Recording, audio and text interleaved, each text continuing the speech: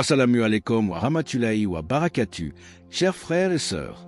Le respect est une valeur fondamentale dans toute société, car il construit des relations solides, apaise les conflits et élève notre dignité. Dans notre vie quotidienne, être respecté par les autres n'est pas seulement une question d'apparence ou de statut, mais surtout un reflet de qui nous sommes réellement. En islam, le respect va bien au-delà des simples convenances sociales. C'est un pilier essentiel qui touche à notre éthique, notre comportement et notre foi. Le prophète Mohammed, paix et bénédiction sur lui, nous a enseigné que le respect commence par la crainte d'Allah et par la manière dont nous traitons les autres, qu'ils soient proches ou étrangers. Le respect est ainsi une manifestation extérieure de notre piété intérieure. Sans respect sincère, la société se fragilise, les conflits s'enveniment et la paix disparaît. Dans cette vidéo, nous allons découvrir ensemble cette façon musulmane éprouvée pour obtenir le respect des autres, des habitudes qui, une fois adoptées, feront que plus personne ne pourra vous insulter ou vous manquer de respect. Ces clés simples mais puissantes sont tirées des enseignements du Coran et de la Sunna et elles vous aideront à rayonner dans toutes vos relations. Prêt à transformer ton rapport aux autres? Commençons sans plus tarder.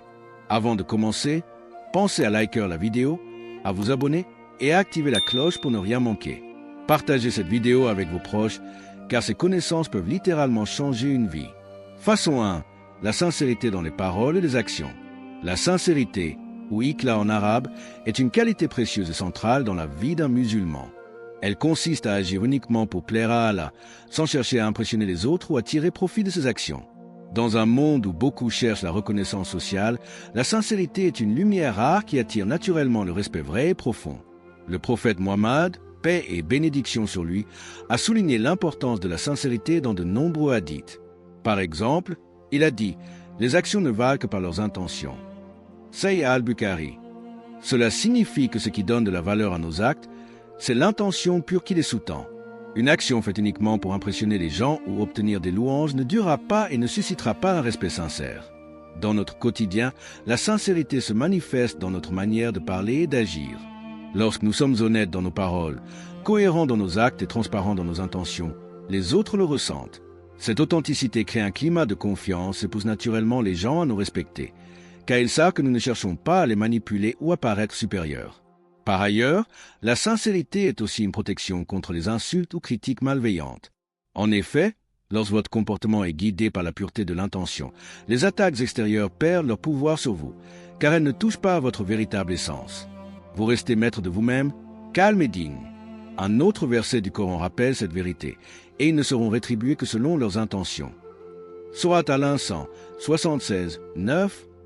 Cela nous enseigne que la sincérité n'est pas seulement une voie vers le respect humain, mais aussi un chemin vers la récompense divine. En résumé, cultiver la sincérité dans toutes nos interactions est la première clé pour être respecté. Cela commence par une intention pure et se manifeste par des paroles et des actes alignés. La sincérité est un aimant puissant qui attire le respect authentique, bien au-delà des apparences superficielles. Façon 2. La maîtrise de ses émotions. Dans la vie sociale, la façon dont nous gérons nos émotions influence profondément la manière dont les autres nous perçoivent. En islam, la maîtrise de soi, notamment à travers la patience, sabre et le contrôle de la colère, est un signe de force intérieure et de noblesse d'âme.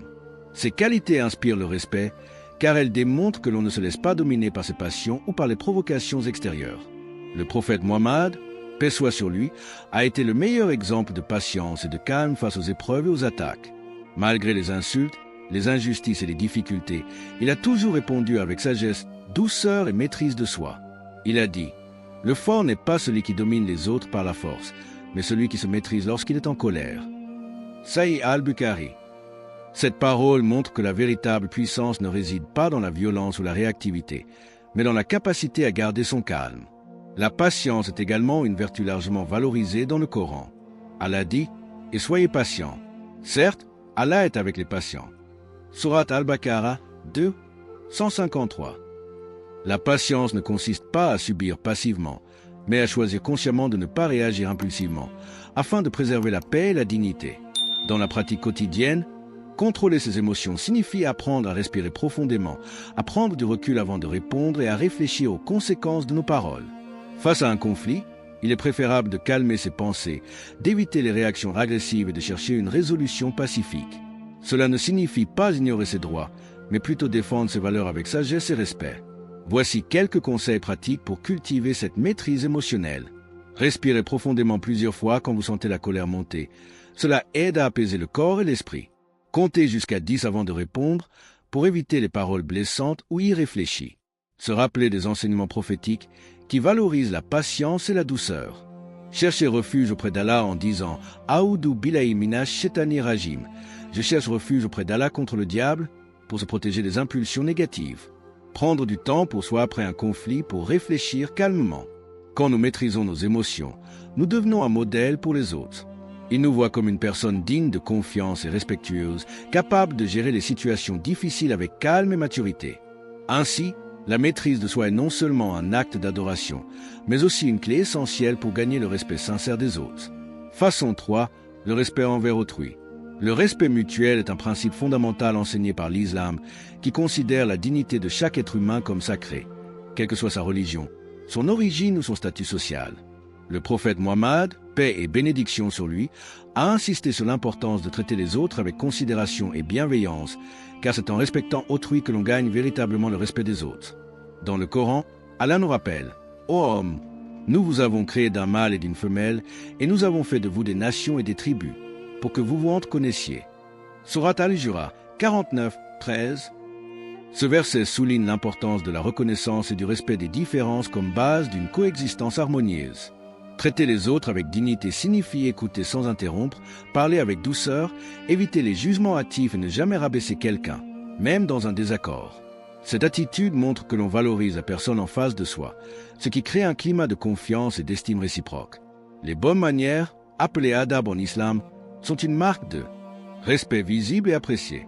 Par exemple, saluer chaleureusement les gens, répondre poliment, respecter les aînés et être patient avec les erreurs des autres sont autant de gestes simples mais puissants. Le prophète a dit « Celui qui n'a pas de respect pour les plus âgés et qui ne fait pas preuve de compassion envers les plus jeunes ne fait pas partie de nous. » Sinon, Abi Daoud. Ce hadith montre que le respect ne se limite pas à une catégorie de personnes, mais qu'il doit être universel. Le respect envers autrui se manifeste aussi dans notre manière de gérer les conflits. Plutôt que de chercher à humilier ou à rabaisser quelqu'un, il faut privilégier le dialogue calme et la compréhension. Cela évite les rancunes et favorise la réconciliation. En résumé, le respect envers les autres est une clé majeure pour recevoir le respect en retour. L'islam nous enseigne à voir la valeur en chaque personne, à agir avec gentillesse et à préserver la dignité de tous. En adoptant ces comportements, vous gagnerez naturellement la considération sincère de ceux qui vous entourent. Façon 4. La modestie et l'humilité. L'humilité, ou tawadu en arabe, est une valeur centrale dans la tradition islamique qui joue un rôle crucial dans la manière dont les autres nous perçoivent et nous respectent. Contrairement à ce que l'on pourrait penser dans une société souvent valorisant la fierté et la démonstration de soi, l'humilité est une force intérieure qui élève l'individu et attire naturellement l'estime sincère des autres. Le prophète Mohammed, paix et bénédiction sur lui, était l'exemple parfait d'humilité. Malgré sa grandeur spirituelle et son rôle de guide pour des millions, il vivait simplement, parlait avec douceur et ne cherchait jamais à se mettre en avant. Il a dit « Nul ne sera véritablement élevé auprès d'Allah sans humilité. » Sahih Muslim.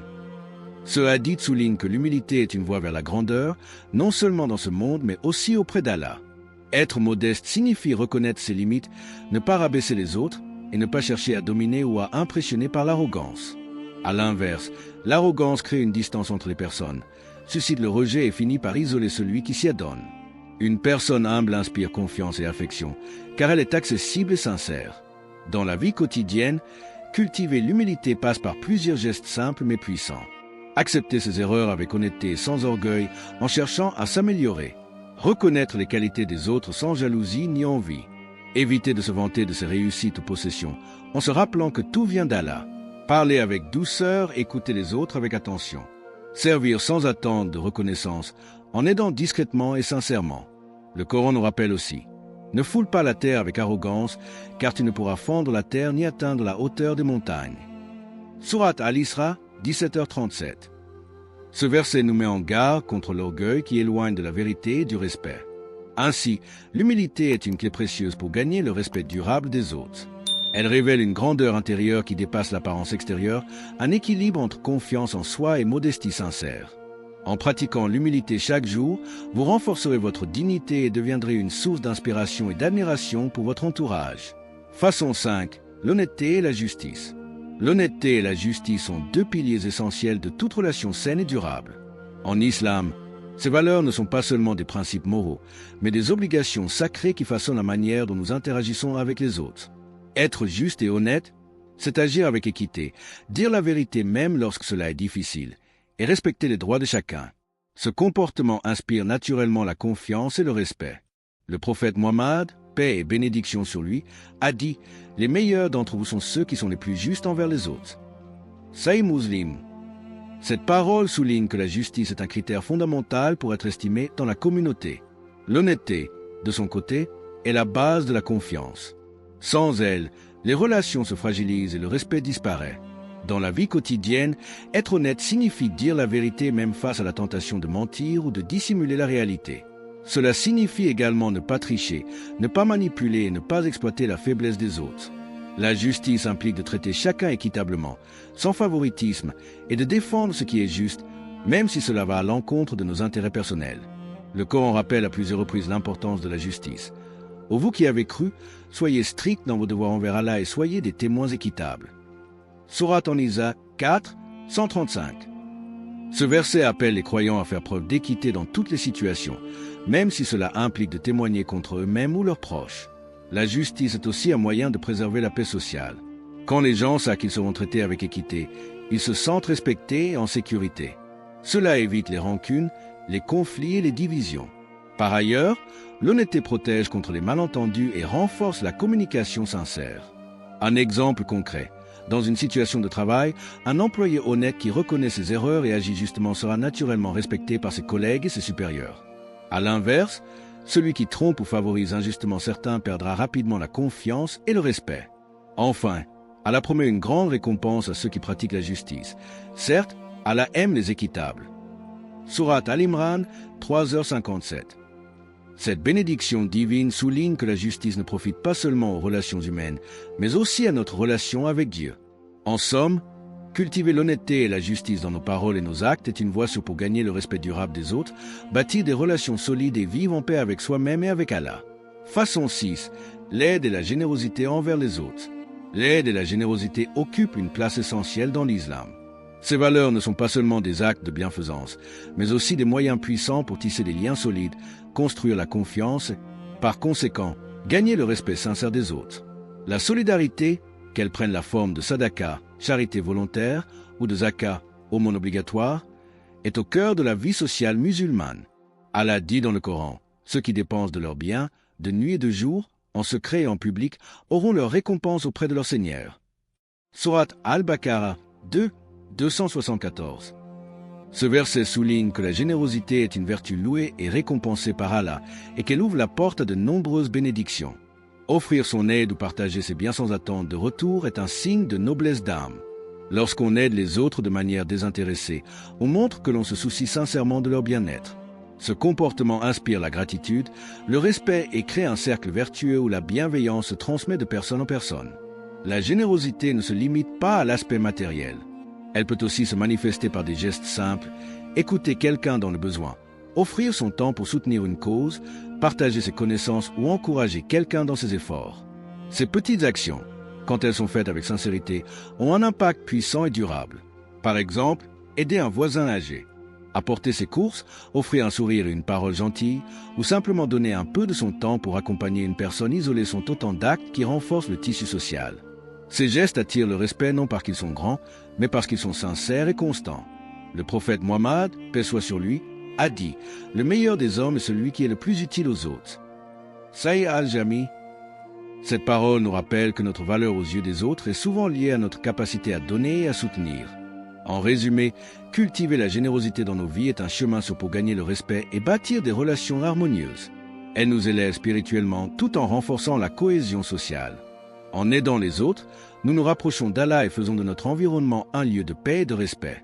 Façon 7. La bonne communication et l'écoute. La communication est au cœur de toutes les relations humaines. En islam, savoir bien parler et surtout savoir écouter sont des qualités essentielles pour instaurer le respect et la compréhension mutuelle. L'art de la parole ne consiste pas simplement à s'exprimer, mais à choisir ses mots avec sagesse, à parler avec douceur et à écouter sincèrement les autres. Le prophète Mohammed, paix soit sur lui, a dit, celui qui croit en Allah et au jour dernier doit parler en bien ou se taire. Sahih al-Bukhari. Ce hadith nous rappelle l'importance de mesurer nos paroles et d'éviter les propos inutiles, blessants ou mensongers. Une parole juste et bienveillante renforce les liens et attire le respect. Écouter activement est tout aussi crucial. Quand on écoute vraiment, sans interrompre ni juger, on montre à l'autre que sa parole a de la valeur. Cette attention crée un climat de confiance où chacun se sent respecté et entendu. En retour, cela encourage un échange sincère et apaisé. Pour améliorer sa communication, voici quelques techniques simples à adopter. Parler calmement et clairement, sans hausser la voix ni être agressif. Utiliser des mots positifs et encourageants pour renforcer le lien.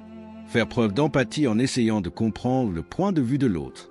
Poser des questions ouvertes pour inviter à la discussion et montrer de l'intérêt. Éviter les interruptions et laisser l'autre finir sa pensée. Observer le langage corporel pour mieux saisir les émotions derrière les mots. Maîtriser ces compétences améliore non seulement nos relations personnelles et professionnelles, mais aussi notre image auprès des autres. Une communication respectueuse fait de nous des interlocuteurs appréciés et des personnes dignes de confiance. En somme, bien parler et bien écouter sont des arts que l'on cultive chaque jour. En les intégrant dans notre vie, nous créons un cercle vertueux où le respect, la compréhension et la paix peuvent grandir durablement. Nous avons vu ensemble cette façon musulmane puissante pour obtenir le respect des autres, cultiver la sincérité dans nos paroles et actions, maîtriser nos émotions avec patience, respecter autrui avec dignité, pratiquer la modestie et l'humilité, être honnête et juste, faire preuve de générosité et d'aide, et enfin, communiquer avec bienveillance tout en écoutant sincèrement. Ces habitudes ne sont pas seulement des conseils, mais des principes profonds ancrés dans les enseignements du prophète Mohammed, paix soit sur lui, et le Coran. Les appliquer chaque jour transformera non seulement votre relation aux autres, mais aussi votre paix intérieure. Alors, par laquelle vas-tu commencer aujourd'hui? Quel geste ou quelle attitude va changer ta manière d'être et te faire gagner ce respect sincère que tu mérites? N'hésite pas à partager en commentaire celle qui t'a le plus parlé, à liker cette vidéo et à t'abonner pour découvrir d'autres conseils inspirants. Pour finir, voici une parole précieuse du prophète Mohammed, paix soit sur lui. Le meilleur des hommes est celui qui est le plus utile aux autres.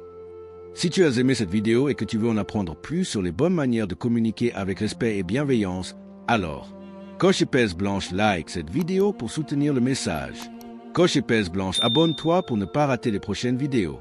Coche épaisse blanche partage cette vidéo avec tes proches pour qu'ensemble, nous puissions répandre plus de bienveillance. Merci d'avoir regardé jusqu'au bout. Visage souriant avec curieux, dis-moi en commentaire quelle question t'a déjà mis mal à l'aise et comment tu aimerais que les gens communiquent avec toi. À très bientôt pour une nouvelle vidéo. Caméra étincelle.